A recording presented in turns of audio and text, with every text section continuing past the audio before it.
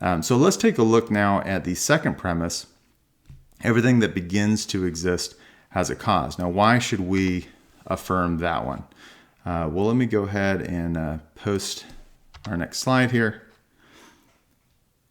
And basically the argument that I would present here is that it's impossible to form an infinite collection by successive addition.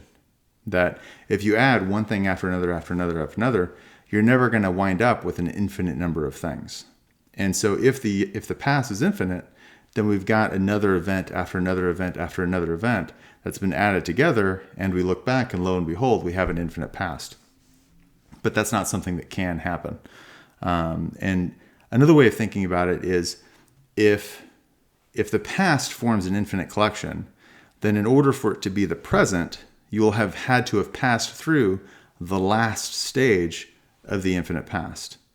But if the infinite past is an infinite collection, then there is no last stage to pass through. And so there is no way to get to now, because you'd have to pass through the end of this infinite collection in order to get here, and there would be no end. But obviously it's now, and so it can't be the case that there's been this infinite collection that has happened before. So what sort of objection might we consider to that? Well, Alex Malpass, a philosopher from Australia, wrote a paper called All the Time in the World. And in that paper, he considers an objection by a guy named, I believe it's Dretsky, if I'm pronouncing that properly. And in that argument, basically they try to raise a counterexample. And with the counterexample, what they're saying is they consider a guy named George who's counting to infinity. And they say, well, throughout the infinite future, how many numbers will he count? And the claim is, well, it's an infinite collection. So since it's actually infinite, here we don't have this problem, because if the future can be an infinite, then nonetheless, we have our counterexample, and so we shouldn't accept this principle or this argument.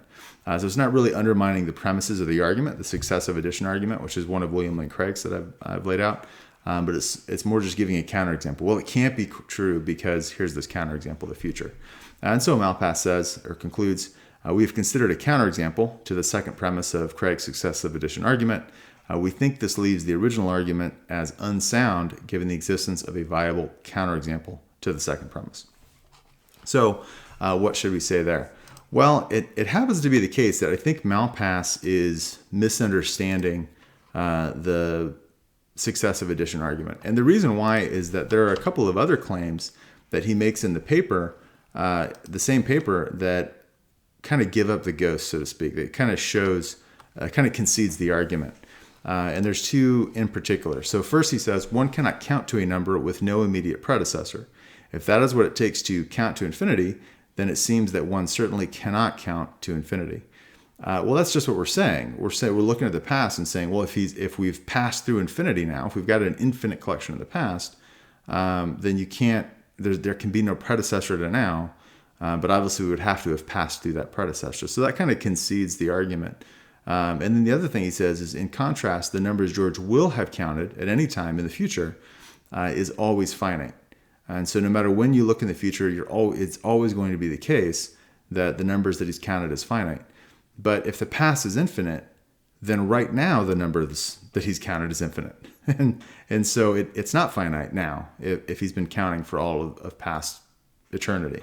And so the fact that this quote in particular, I think, really shows that the strength of the argument is, if the past is infinite, then he has counted to infinity. It's the number that he's counting is not finite now. And so since it will always be finite at all times, then obviously the past can't be infinite. Hope that makes sense. I've kind of explained that in a weird way. Basically, if George will always have counted a finite number, and if the past is infinite, then he has counted an infinite number, well, then it follows by modus tollens that the past is not infinite, is kind of the way the logic works there. Thank you for listening. If you found this helpful, please like and subscribe. Please also look at the show notes in order to find a link to our group so that you can join our next discussion. I look forward to chatting with you.